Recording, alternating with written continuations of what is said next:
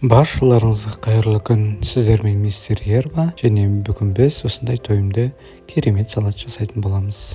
Ол үшін тауықтың жұмыртқасынан жасалған құймақты рулет ретінде орап, дөңгелекше ретінде турап, ыдысымызға орналастырамыз.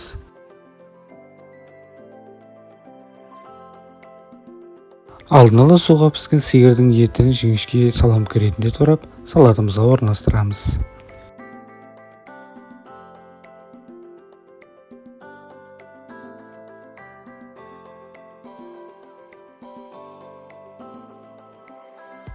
Енді салатымызға 3 ас қасық консервіленген ас бұршақты саламыз.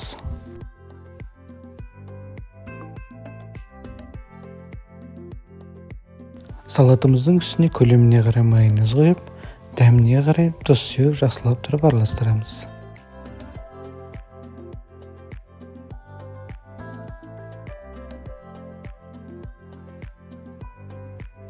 Достар, міне біздің тойымды салатымыз дайын болды. Егер видеоны лайк басып, каналыма тіркелуді ұмытпаңыздар. Астарыңыз дәмді болсын.